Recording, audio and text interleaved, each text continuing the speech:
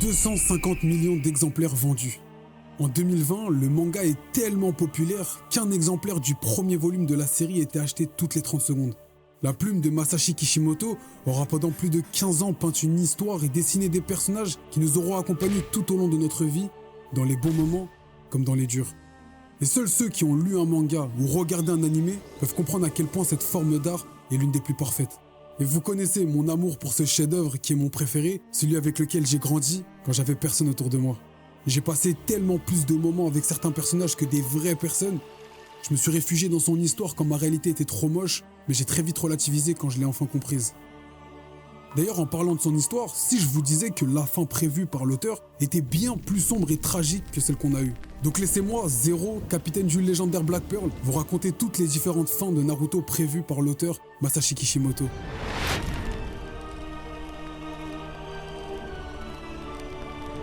D'ailleurs, toi qui regardes la vidéo, on va faire un petit jeu. Dans toutes les histoires que je vais te raconter, que je vais documenter et imager de la même façon, parmi toutes ces histoires, il y en aura une qui sera fausse, inventée par moi. Donc à l'aide de tes talents de détective, tu devras deviner quelle est la fausse. Ouais, t'as capté frérot, c'est le premier arc de la carrière, je me dois de faire les choses en bien, de rendre fier mon équipage. Sur ce, bonne enquête à vous et bonne vidéo.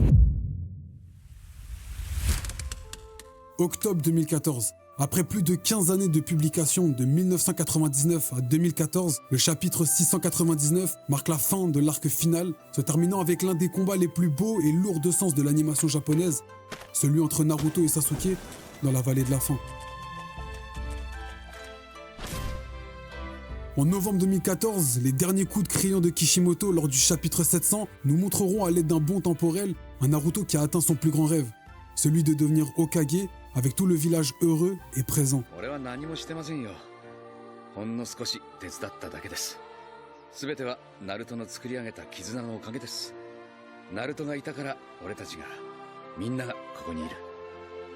Mais on aperçoit aussi les premières bases qui introduiront la suite avec Boruto.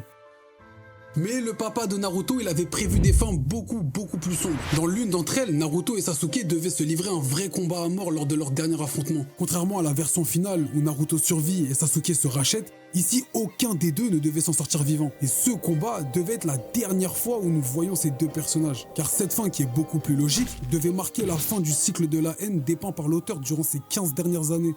Et l'une des plus grosses forces de cette œuvre, c'est toutes les leçons que nous, lecteurs, avons apprises à travers le passé et les motivations de chaque personnage dessiné par Kishimoto. Et justement, l'une des plus importantes enseignées par son auteur était justement la destruction que peut causer le cercle de la haine.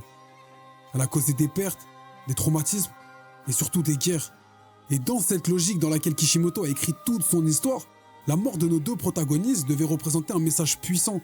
Celle de Naruto aurait été la continuité de ce qu'il a toujours voulu, celle de la volonté de la paix dans le monde. Tandis que la mort de Sasuke devait représenter la rédemption tardive d'un être rongé par ses sentiments. De plus, cette mort à la vallée de la faim, ce lieu mythique qui représentait le lien et le pont spirituel de la relation du passé entre Hashirama et Madara, aurait été le parallèle parfait, montrant que certaines rivalités sont vouées à la tragédie. Et là, je sais que tu te demandes qu'est-ce qu'elle est devenue, Sakura. Non, personne, tout le monde s'en fout. Même Kishimoto, il en avait rien à cirer. Il a même pas fait d'elle une héroïne avec une histoire de ouf, sachant que les deux, ils sont morts. Rien du tout. Il s'est dit, elle va juste perpétuer l'héritage de Naruto. C'est tout. Rien de plus, rien de moins. C'est Kakashi, frère, qui aurait probablement joué un rôle clé au sein du village, en tant que Hokage, mais surtout en tant que dernier témoin de leur parcours. Et la deuxième fin imaginée par l'auteur devait se rapprocher du papa du shonen à cette époque-là, Dragon Ball.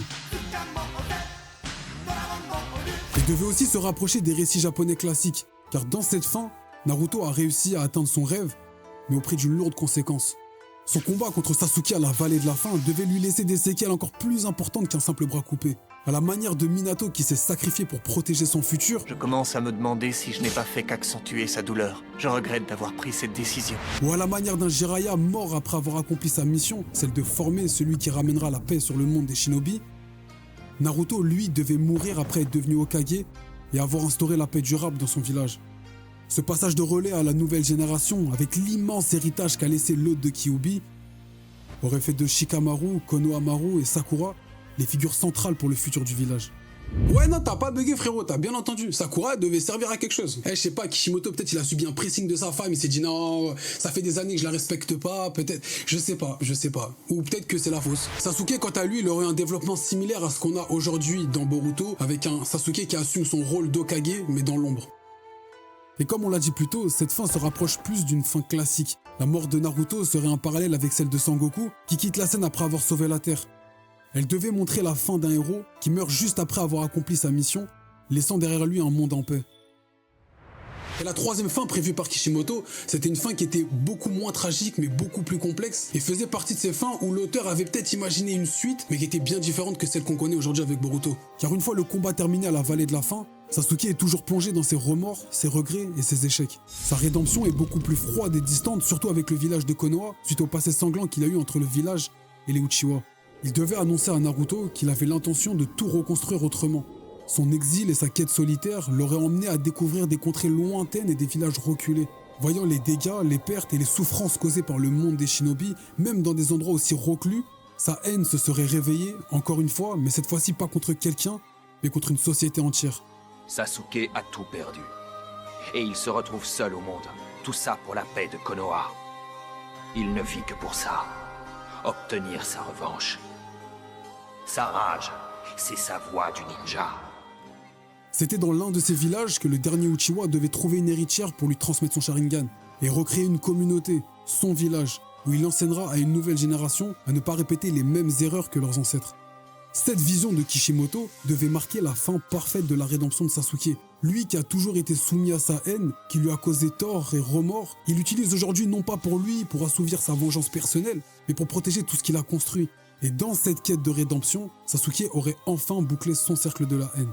De son côté, Naruto, après avoir sauvé le monde, lui qui a toujours été rejeté et exclu, lui qui cherchait juste l'amour et la reconnaissance, se verra attribuer du titre ultime. Après plus de 15 années à ses côtés, à partager ses hauts comme ses bas, le meilleur ami de Kyuubi devait se voir attribuer du titre de roi des ninjas. Un titre honorifique mais pas que, puisqu'il unifie tous les villages sous un seul et même drapeau, où Naruto serait le roi pour pouvoir plus facilement installer le monde de paix dont il a toujours rêvé.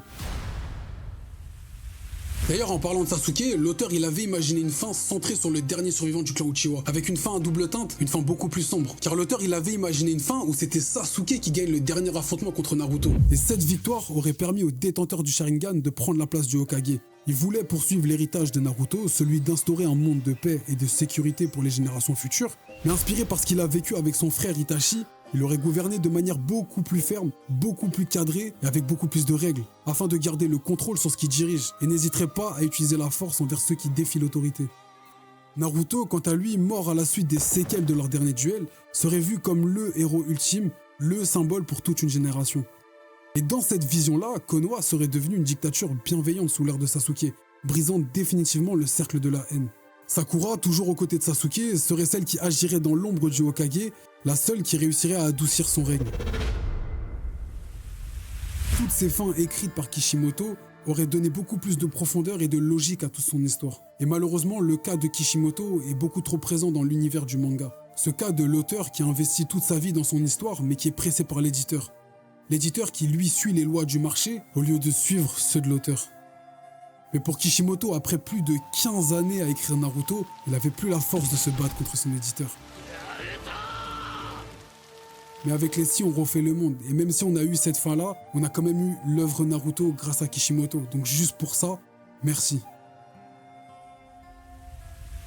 En tout cas, j'espère que vous avez kiffé la vidéo, j'espère que vous avez passé un bon moment. T'as capté nouveau setup, petit micro. Non, on a investi, c'est le premier arc de la carrière. Je me dois de rendre fier mon équipage. Et avant de vous révéler quelle était la fausse parmi toutes les histoires que je vous ai racontées, n'hésitez pas à aller checker la chaîne musique. Sur YouTube, je vous raconte des histoires et dans la musique, je vous raconte mon histoire. Bref, parmi toutes les histoires que je t'ai racontées, celle qui était fausse, c'était la numéro 3. Ben ouais frérot, la plus longue, la plus détaillée, celle qui est sortie de ma tête, là tu t'es dit c'est impossible, comment il a pu trouver ça tout seul? Eh frérot, je suis un homme rempli de surprises. En tout cas, j'espère que t'as kiffé le concept. Nous on se retrouve bientôt en musique ou sur YouTube. La flotte du Black Pearl s'agrandit et tu connais la devise mon frère, je m'arrêterai pas tant que j'ai pas vu la dernière reel. Moi qui vais changer ta vie, c'est moi le joker de tes cartes, je vais marquer mon nom en italique. Pour ton petit cœur je suis l'élu. Comme Messi au Barça en 2004. Et soit ma pépère, je serai ton Tony Stark. Ramène-moi du miel pour remplacer l'odeur du vinaigre que la rue m'a laissé depuis que je l'ai quitté.